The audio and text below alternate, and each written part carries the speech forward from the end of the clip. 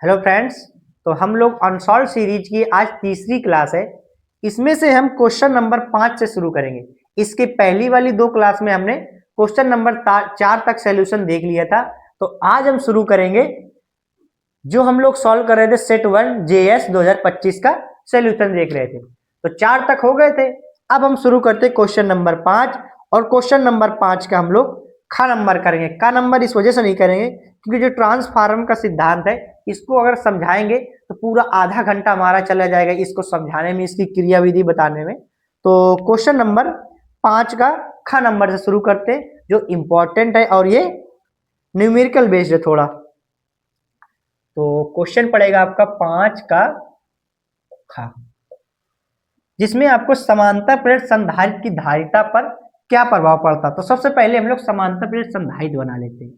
तो समांतर प्लेट संधारित्र में क्या होती है, दो प्लेटें होती हैं, एक पर प्लस आवेश देते हैं, दूसरी प्लेट जो होती है वो प्रेरण के कारण, किसके प्रेरण के कारण वो क्या हो जाती है, ऋणावेशित हो जाती है। और इस वाली प्लेट को हम किसी स्टैंड से ऐसे रख देते हैं और यहां पर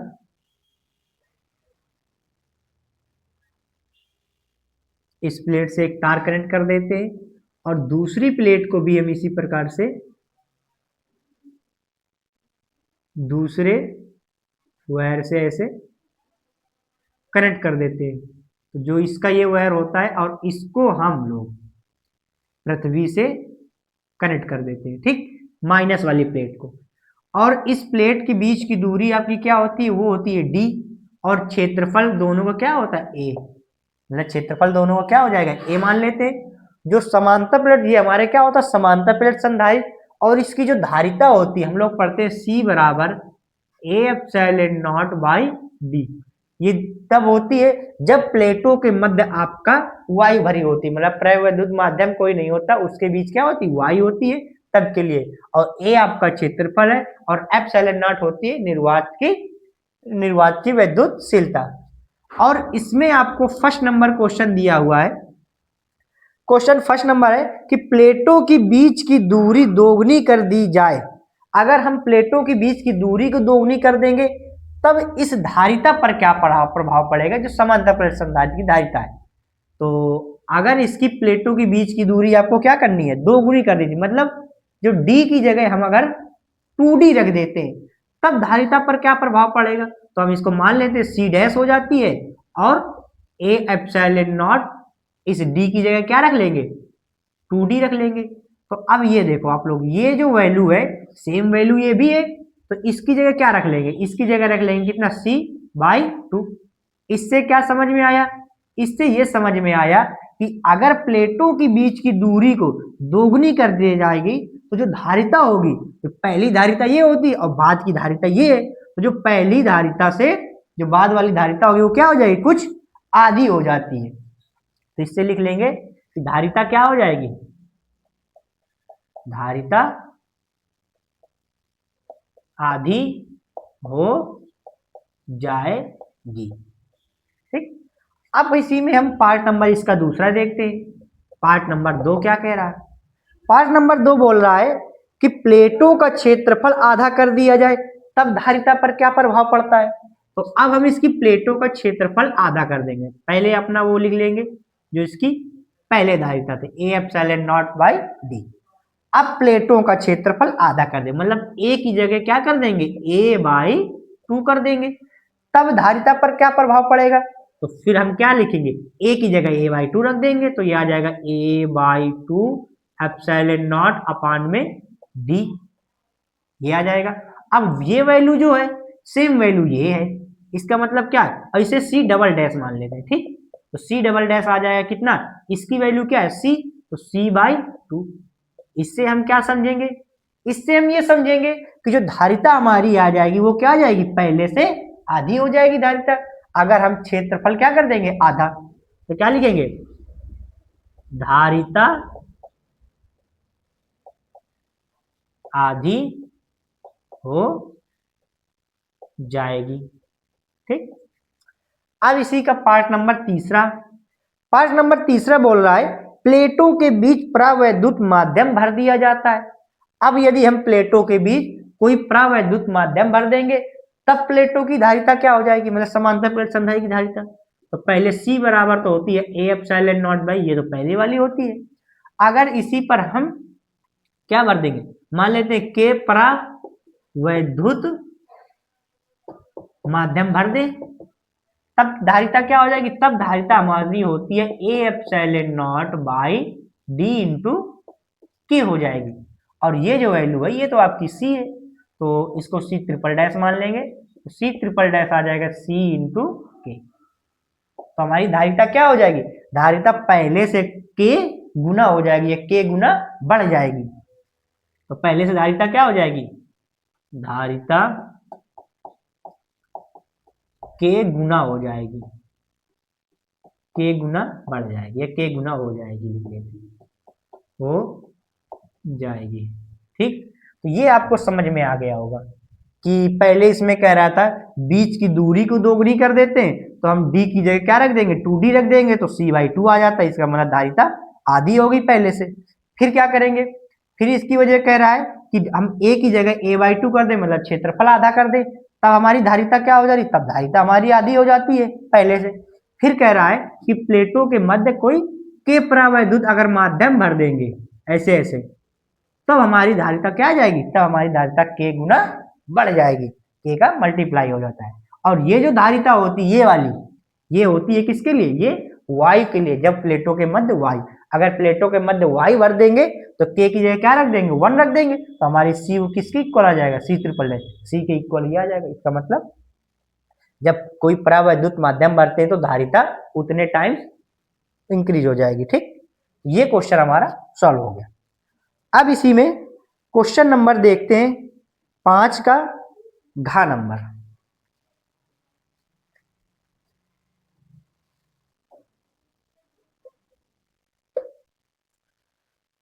अब हम क्वेश्चन नंबर 5 का घ देखेंगे। क्वेश्चन नंबर 5 का घ है कि व्हीट स्टोन सेतु की संतुलन अवस्था में उनकी उसकी भुजाओं के प्रतिरोधों में संबंध स्थापित करना।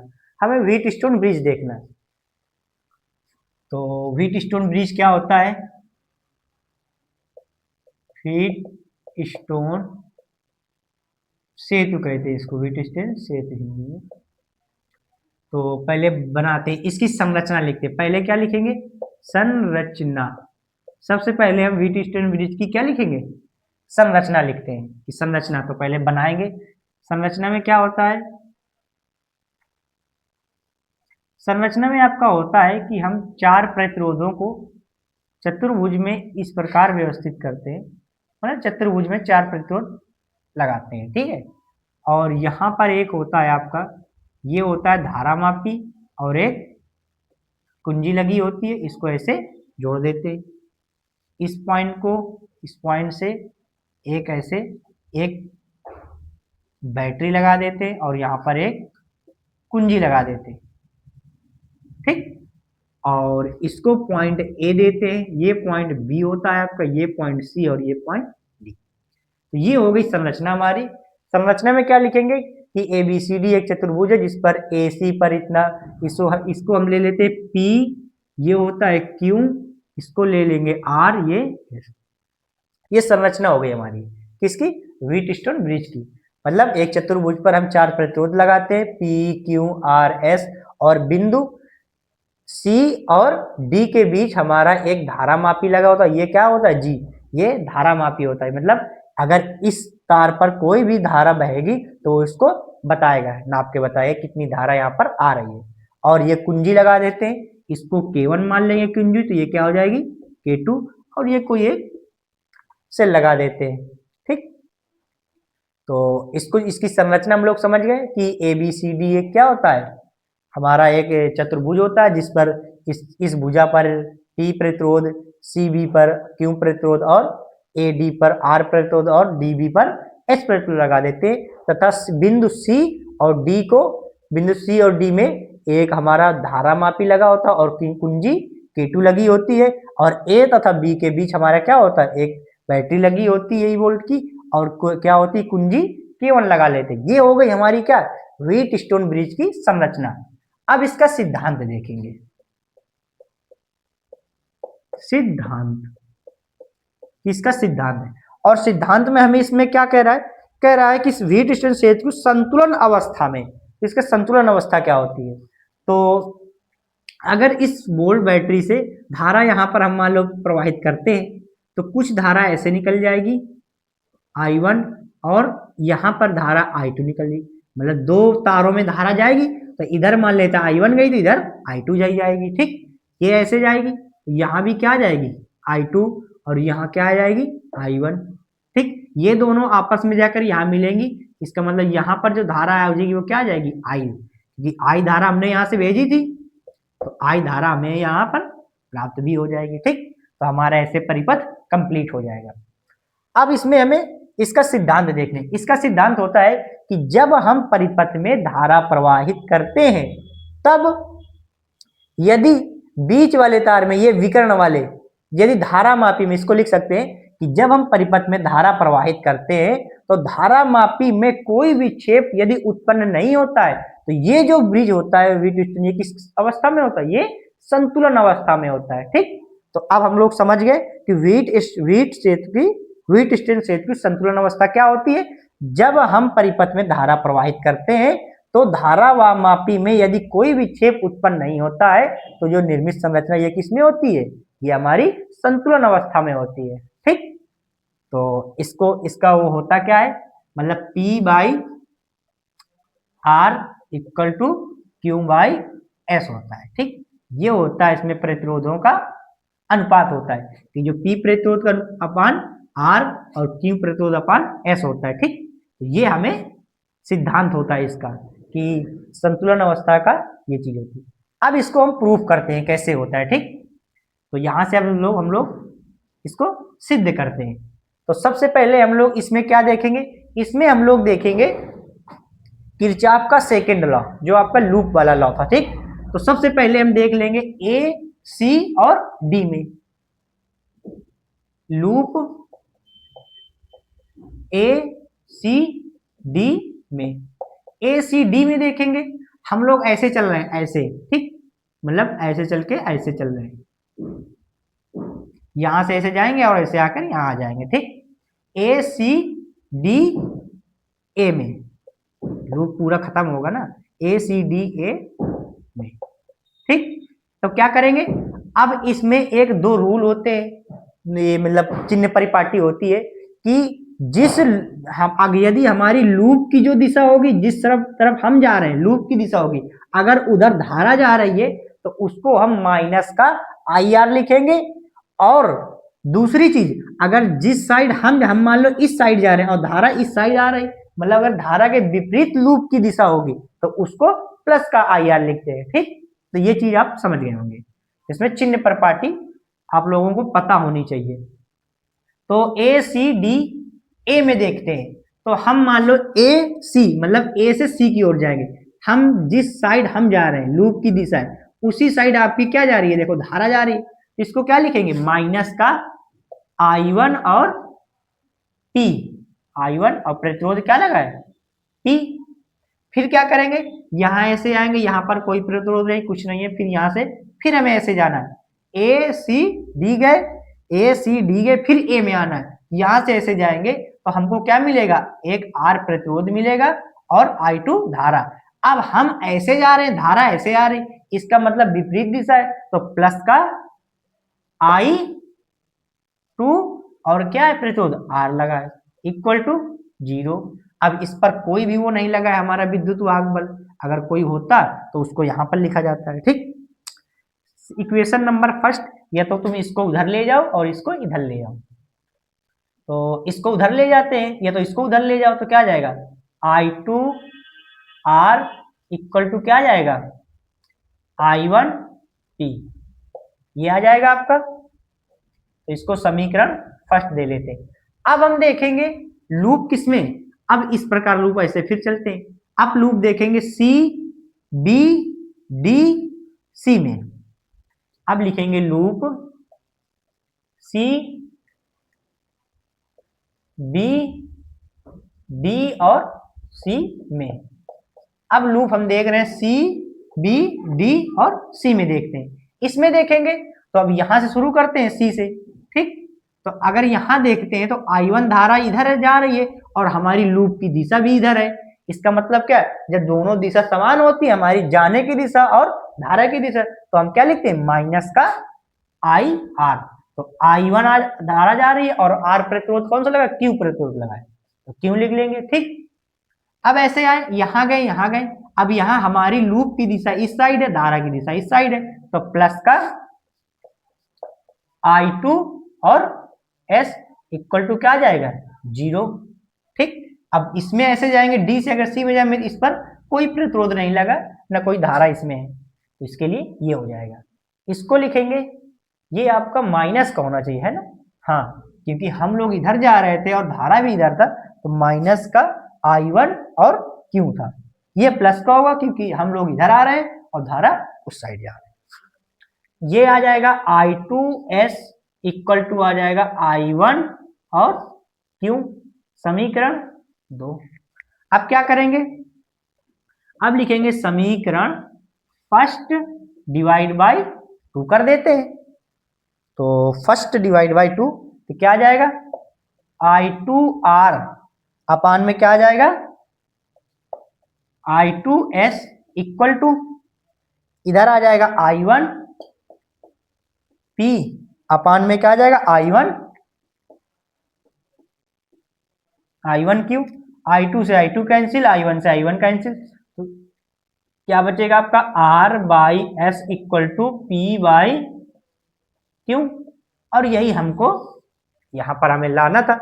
अब ये P by R Q by S है, तो आपस में इसको पलट लो, तो क्या आ जाएगा, P बाई Q, पहले इसको रख लेते हैं और बाद में P by R by S, ये हो जाएगा। ये हमारा प्रूफ हो गया। ये होता है हमारा क्या, संतुलन अवस्था के लिए ये होता है, ठीक। प्रतिरोधों में संबंध, मतलब ये जो प्रतिरोध होगा अपान में ये प्रतिरोध इक्वल टू होता है ये प्रतिरोध अपान में ये प्रतिरोध।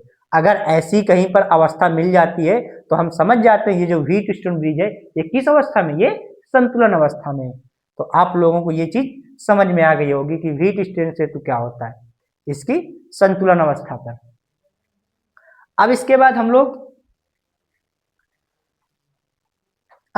हम लोग एक क्वेश्चन देखते हैं, हाँ, इसी के जस्ट आगे अथवा करके वो वाला क्वेश्चन सॉल्व करते हैं। और ये क्वेश्चन हमने एक अभी जो पार्ट 1 पार्ट 2 एक बनाया था, उसका 2025 में जो पूछे गए क्वेश्चन है उसका हमने एक पार्ट 1 पार्ट 2 एक वीडियो बनाई थी, उस पे ये वाला क्वेश्चन हमने सॉल्व कराया था। और ये किसका आया हुआ, ये सेट 1 का क्वेश्चन था। तो क्वेश्चन है आपका अथवा वाला है, क्वेश्चन है आपका कि एक ही धातु के 3 तारों की लंबाइयों का अनुपात 3:2:1 है तथा द्रव्यमानों का अनुपात 1:2:3 है। उन तारों के प्रतिरोधों का अनुपात ज्ञात करना, हमें इनके प्रतिरोध का अनुपात ज्ञात करना। तो क्वेश्चन अथवा वाला है, मतलब दूसरे का घा नंबर है और इसका अथवा वाला क्वेश्चन, ठीक। ये इसमें आपको तारों की लंबाइयों का अनुपात, हमको लंबाई L1 L2 मान लेते हैं, L1 L2 L3 equal to कितना दिए हुए, 3:2:1। इसके बाद द्रव्यमानों का अनुपात क्या है, M1 M2 और M3 मान लेंगे, वो दिया हुआ है आपका 1 2 और 3 दिया हुआ है। तो इनके प्रतिरोधों का अनुपात हमें R1 R2 और R3 की वैल्यू निकालनी है, ठीक। तो आप लोगों ने एक वो पढ़ा होगा, रो बराबर RA/L, प्रतिरोधकता पढ़ी होगी, ये प्रतिरोधकता होती है, इससे रिलेशन निकालेंगे, ठीक। अब एक चीज देखते हैं, एक चीज होता है V बराबर, आयतन बराबर क्या होता है, A इंटू L क्या होता है, A क्या होता है क्षेत्रफल और ये मीटर, मतलब आयतन होता है लंबाई गुणे चौड़ाई गुणे ऊंचाई, तो ये क्षेत्रफल है, मतलब क्षेत्रफल क्या होता है, लंबाई गुणे चौड़ाई, तो A कर दिया और इंटू ये L हो जाएगा। तो ये आयतन ही तो है, ये आयतन है, ये भी आयतन है, तो A की वैल्यू क्या निकल के आएगी, A की वैल्यू V/L निकल के आएगी, ठीक। एक चीज ये हो गई। दूसरा रिलेशन हम लोग देखते हैं कि जो V बराबर होता है, अरे D बराबर घनत्व बराबर, D बराबर होता है घनत्व, जो इसको कहते हैं घनत्व, घनत्व बराबर द्रव्यमान बटे आयतन होता है। क्योंकि हमको देखो यहाँ पर द्रव्यमान दिए, तो द्रव्यमान पर हमको कोई रिलेशन देखना पड़ेगा, और यहां से अगर आयतन की वैल्यू निकालेंगे तो वो क्या निकल के आएगी, m/d निकल के आएगी। तो ये दो रिलेशन हो गए। अब इनकी वैल्यू उठाकर यहां रखते हैं, तो रख लें, रो बराबर आ जाएगा r इंटू ए की जगह क्या रखेंगे, ए की जगह रख देते हैं v/l, और m/d, v की वैल्यू क्या है, m/d, तो यहां पर रख लेते, और नीचे इसमें l एक और चल रहा था आपका, ये जो इसमें भी हुआ था, a की जगह हम रखा है क्या, v/l रखा, v/l रखा, r/l ये है, ठीक। ये बनेगा जाके रो बराबर r, और v क्या है आपका, v है m/d, और नीचे हो जाएगा क्या, ये l स्क्वायर, ठीक है। अब क्या करेंगे, अब इसमें देखना है हमको, किसमें, r, l और m में संबंध देखेंगे, क्योंकि हमको r में निकालना है, l में और m में ही हमको वैल्यू दी हुई है, तो इसको देखेंगे। तो r की अगर वैल्यू निकालें तो क्या आ जाएगा, r इक्वल टू क्या आ जाएगा, रो l स्क्वायर d अपान में m आएगा आपका, ठीक। बाकी ये क्या है आपका, घनत्व है, ठीक है। अगर घनत्व तो अब सभी तार एक ही उसके बने होते, इसमें होगा एक ही धातु के बने, तो इनका सभी का घनत्व क्या होगा, सेम होगा, और रो जो होगा ये प्रतिरोधकता भी इनकी सेम होगी, तो जो आर प्रोपोर्शनल बनेगा वो किसके बनेगा, एल स्क्वायर बाई एम के, मतलब ये वैल्यू और ये वैल्यू आपस में दोनों कांस्टेंट वैल्यू रहेंगी, और जो वेरिएबल वैल्यू रहेगी ये तीन रहेंगी।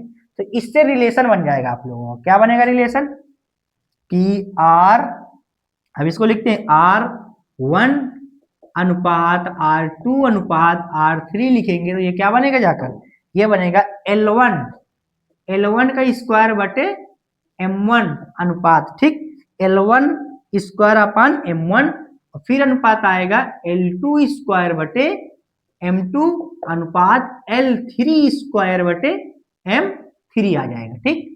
अब हम लोग वैल्यू यहां से रख लेते, L1 की वैल्यू ये, L2 की वैल्यू ये, L3 की वैल्यू ये, M1 M2 की वैल्यू रख के इसे सॉल्व कर लेते हैं। तो L1 की वैल्यू कितनी दी हुई, L1 की वैल्यू 3 का स्क्वायर, M1 की वैल्यू 1, और L2 की वैल्यू 2 का स्क्वायर, और M2 की वैल्यू 2, इसके बाद L3 की वैल्यू 1 और M3 की वैल्यू 3 हो जाएगी। फिर इसे सॉल्व करेंगे तो आ जाएगा 3 3 9, ये 1 आ जाएगा, अनुपात 2 दूनी 4, और ये 2, ये आ जाएगा 1/3। इसे सॉल्व करो, 9 2, ये 2 2 ये कैंसिल हो जाएगा, और ये 1/3, ये वैल्यू निकल के आएगी R1 R2 अनुपात R3 की, ये भी आ जाएगा R1 अनुपात R2 अनुपात R3। अब इसको सभी का जो अनुपात हमें बराबर कर लेंगे, ये बटे में वैल्यू अच्छी नहीं लग रही, तो इसको अगर अच्छे से करेंगे तो 3 का मल्टीप्लाई कर देते हैं ऊपर पर, तो क्या जाएगा, 3 3 9 3 का ये 27 हो जाएगा, ये हो जाएगा 3 दूनी 6, और 3 का मल्टीप्लाई इसमें करेंगे, 3 से 3 कैंसिल, मतलब 1 आ जाएगा। तो जो R1 अनुपात R2 अनुपात और R3 ये वैल्यू निकल के आई कितनी, 27 अनुपात 6 अनुपात 1। तो ये क्वेश्चन नंबर हमारा 5 का घाघा अथवा वाला हमारा सॉल्व हो गया। बिल्कुल इजी क्वेश्चन है, बस आपको रिलेशन पता होना चाहिए, रिलेशन कहां से निकलेगा, अच्छा क्वेश्चन है। अब इसके बाद हम क्वेश्चन नंबर देखते हैं, कि क्वेश्चन नंबर अंगा है इसी का, कि परस्पर संपर्क में रखे दो पतले लेंसों के संयोजन की फोकस दूरी के लिए सूत्र स्थापित करना है। चलो ये क्वेश्चन देख लेते हैं, क्वेश्चन नहीं ये तो डेरिवेशन है।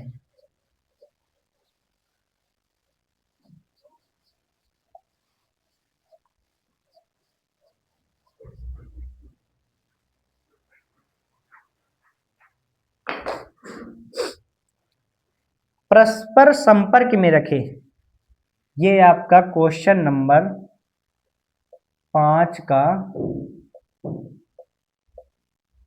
अंगा नंबर है आपका, ठीक है। क्वेश्चन है, परस्पर संपर्क में रखे दो पतले लेंसों के संयोजन की फोकस दूरी के लिए सूत्र स्थापित कीजिए। तो दो पतले लेंस रख लेते हैं संपर्क में, बिल्कुल एक से एक जुड़े,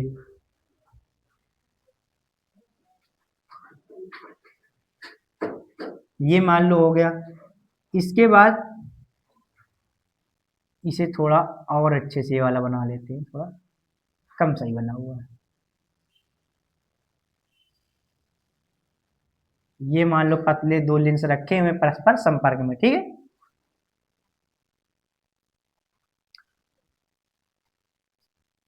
और इनके लिए फोकस दूरी का हमें सूत्र स्थापित करना है।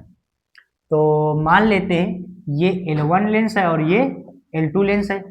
यहां पर कोई मान लेते हैं कोई वस्तु रखी हुई है, ठीक। ओ ऑब्जेक्ट रखा हुआ है। अब यहां से कोई भी प्रकाश की किरण ऐसे अगर जाएगी,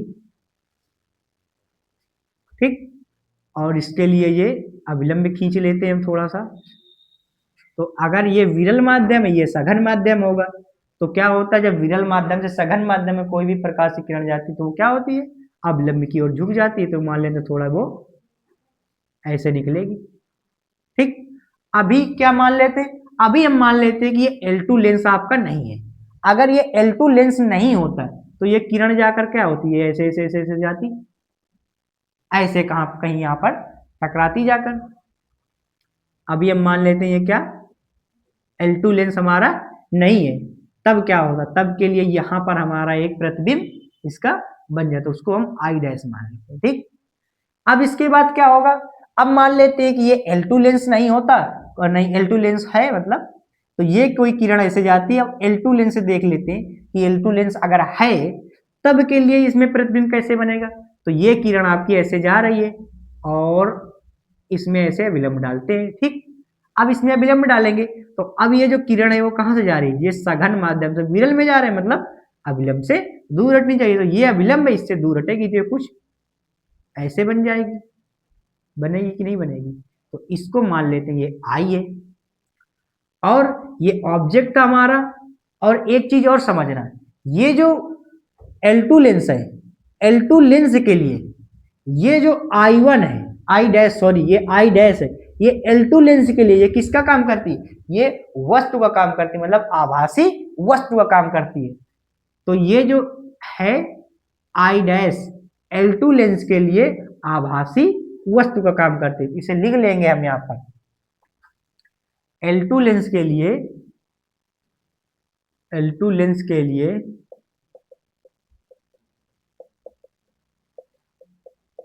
आई डैश आभासी वस्तु का काम करती है,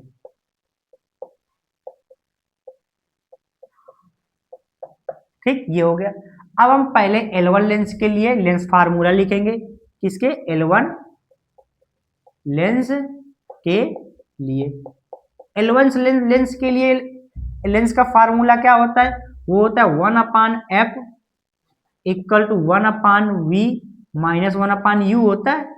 ये लेंस के लिए फार्मूला होता है। अब हम लिखना किसके लिए, L1 के लिए लिखना है। तो यहाँ पर इसकी फोकस दूरी f1 होगी। L1 लेंस है तो इसकी फोकस दूरी हम f1 मान लेंगे और इसकी फोकस दूरी f2 मान लेंगे, ठीक है। तो 1/f1 1/f1 हो गया। L1 लेंस के लिए लिख लें, इसकी फोकस दूरी f1 1/v। अब मुझे ये बताओ L1 लेंस से आपका प्रतिबिंब कहां पर बना था, जाकर आई डैश पर बना था, ठीक। तो क्या आ जाएगा, v की जगह यहां पर ऐसे लिख लेते हैं 1/f1 इक्वल टू 1/v की जगह आई डैश। और आई डैश अगर यहां आप मानते आई डैश मान लो या तो दूरी मान लो।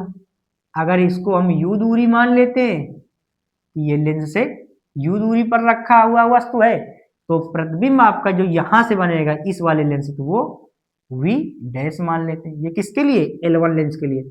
और L2 लेंस से आपका जो प्रतिबिंब बना है वो उसे v मान लेते हैं कि इस लेंस के लिए प्रतिबिंब ये है, प्रतिबिंब की दूरी ये है, और L1 लेंस के लिए प्रतिबिंब की दूरी ये है, और ऑब्जेक्ट ये है। और L2 लेंस के लिए ऑब्जेक्ट काम कौन करेगा, आई डैश करेगी। तो अब समझना यहां पर आप लोग, तो ये आ जाएगा प्रतिबिंब, क्या आ जाएगा, प्रतिबिंब को मान लेते हैं v डैश, क्योंकि इसके लिए जो प्रतिबिंब बना था हमारा यहां पर बना था, तो वो v डैश है प्रतिबिंब की दूरी -1/u। अब पहले लेंस के लिए क्या है, बस u है, ये रख लेंगे समीकरण फर्स्ट। यही देखें L2 लेंस के लिए, अब यहां पर L2 लेंस के लिए देख लेते हैं। तो L2 लेंस के लिए 1 अपान क्या रखेंगे, F2 दूसरी फोकस दूरी होगी, L2 लेंस की फोकस दूरी होगी। अब L2 लेंस के लिए 1/v रखेंगे कि 1/v क्या होता है। अब बताओ 1/v वो भी किसके लिए, प्रतिबिंब। प्रतिबिंब L2 लेंस का प्रतिबिंब आपका यहां पर बनता है, उसकी दूरी क्या है v, तो यहां पर v रख लेते हैं। माइनस माइनस होता है, माइनस करेंगे और फिर इसके बाद 1/u। अब वस्तु, अब यहां पर हमने लिखा था कि L2 लेंस के लिए जो आई डैश होगी वो आभासी वस्तु का काम करती, मतलब ये क्या होगी, L2 लेंस के लिए आभासी वस्तु का काम करेगी। ये आ जाएगा आपका क्या, v डैश, क्योंकि ये जो दूरी होगी वो क्या होगी, v डैश, और ये इस लेंस के लिए ये क्या काम करेगी, ये वस्तु का काम करेगी, ठीक है। और जो मतलब दूरी तो हम ये लेते, लेकिन ये जो बहुत पतले लेंस होते हैं तो ये जो दूरी इतनी एक्स्ट्रा हो रही है इसको हम यही मानकर चलते हैं। तो ये हो जाएगा आपका v डैश। अब क्या करेंगे, अब लिखेंगे हम इस समीकरण फर्स्ट व सेकेंड को दोनों को ऐड कर लेते हैं। तो ऐड कर लेंगे तो क्या आ जाएगा, 1/f1 plus 1/f2। Left side add कर लेंगे, इसको राइट साइड ऐड करेंगे, ये आ जाएगा। पहले रख लेते 1/v डैश और माइनस का है 1/u, इसके बाद रखेंगे प्लस 1/v और ये माइनस का 1/v डैश। अब यहाँ पर देखते हैं 1/v डैश और ये माइनस का 1/v डैश आपस में कैंसिल, तो ये आ जाएगा 1/f1 plus 1/f2 equal to क्या आ जाएगा, माइनस का 1/u प्लस का 1/v। इसको और अच्छे से अरेंज करके लिखेंगे तो आपको एक फार्मूला दिख रहा होगा, 1/f2 इक्वल टू आ जाएगा 1/v माइनस 1/u। अब 1/v माइनस 1/u क्या होता है, 1/v माइनस 1/u ये क्या होता है, 1/f होता है। तो इसकी जगह क्या रख देंगे, तो ये 1/f1 plus 1/f2 equal to आ जाएगा 1/f। तो ये हमारा क्या आ जाएगा, ये आ जाएगा संपर्क में दो पतले लेंस की फोकस दूरी आ जाएगी, 1/f equal to 1/f1 plus 1/f2। तो इन संयुक्त लेंस की क्या निकल के आ जाएगी, फोकस दूरी आ जाएगी। तो क्वेश्चन नंबर हमारा, ये क्वेश्चन था हमारा 5वें का अंगा नंबर हो गया।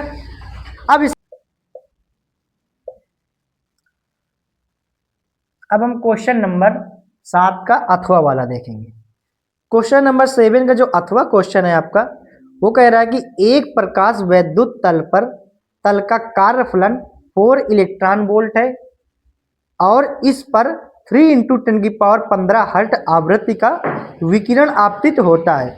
उत्सर्जित फोटॉन इलेक्ट्रॉन का अधिकतम वेग ज्ञात करना। हमें उत्सर्जित जो भी इलेक्ट्रॉन के फोटॉन का जो वेग है वो हमें निकालना है। तो सबसे पहले इसमें क्या क्या दिया है वो इसको नोट कर लेंगे। कार्यफलन दिया है आपको, इसको हम फाई से लिखते हैं। फाई इक्वल की वैल्यू दी है आपकी 4 इलेक्ट्रॉन वोल्ट और इसमें आवृत्ति आपको दी न्यू की ये दिए, न्यू की वैल्यू दी 3 × 10⁻15 हर्ट्ज दिए, ठीक। तो ये दो वैल्यू गिवन है और हमें यहाँ पर उत्सर्जित फोटॉन का अधिकतम वेग नहीं वी मैक्स निकालना है, ठीक। ये वैल्यू हमें निकालनी है। तो इसको कैसे सॉल्व करेंगे तो देख लेते हैं हम।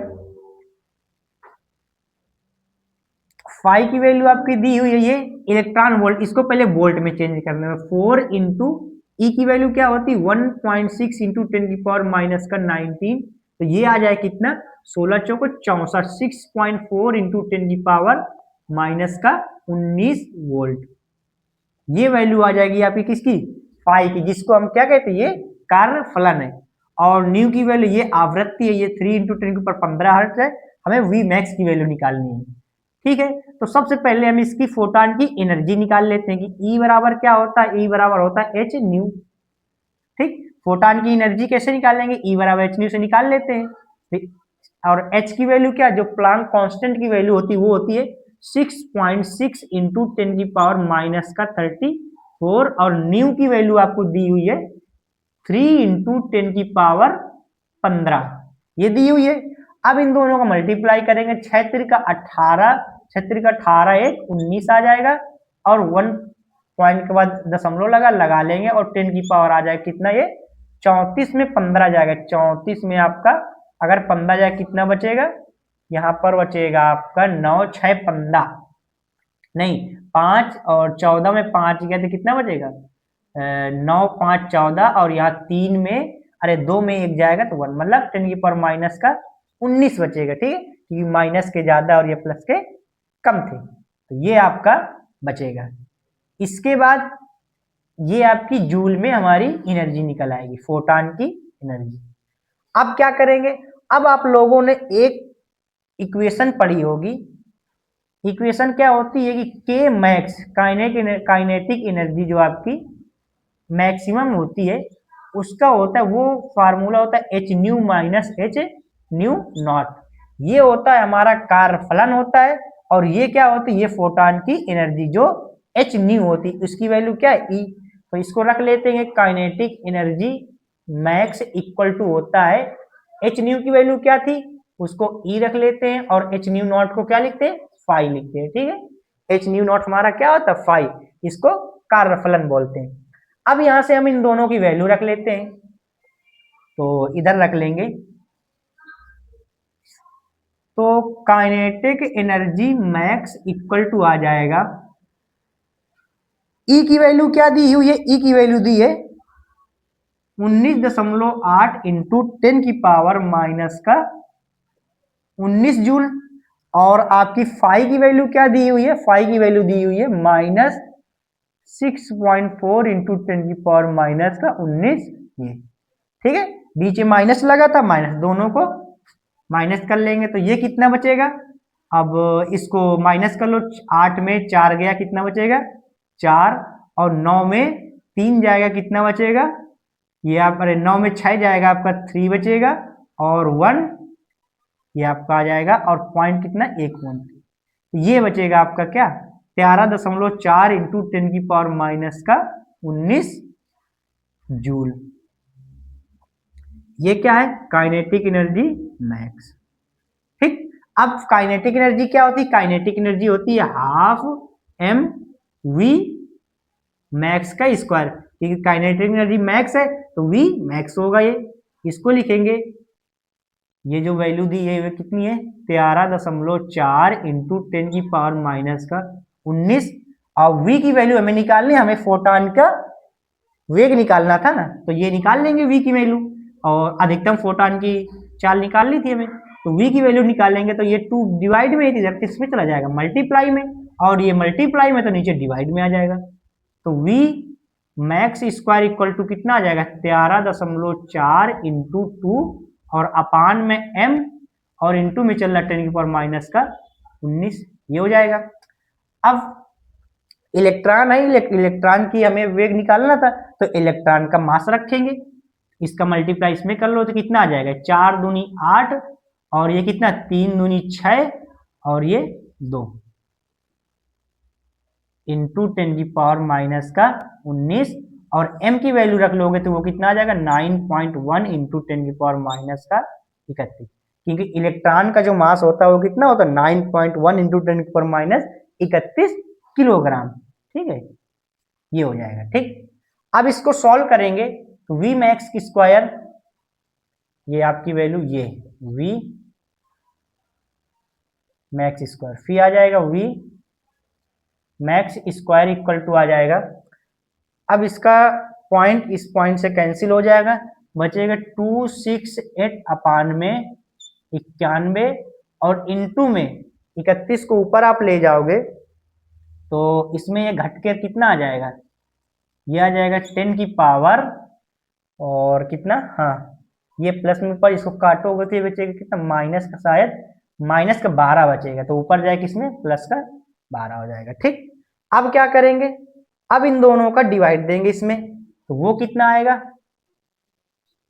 अब इसका आप लोग इसमें हो जाएगी 2.94 इंटू 10 की पावर 12। ठीक, अब क्या करेंगे, अब इस स्क्वायर को हटाएंगे तो v मैक्स इक्वल टू क्या आ जाएगा, रूट के अंदर हो जाएगा 2.94 इंटू 10 की पावर 12, तो v मैक्स इक्वल टू आ जाए कितना, अब ये जब उससे रूट से बाहर निकलेगा तो लगभग 1.7 इंटू 10⁶ मीटर पर सेकेंड निकल के आएगा।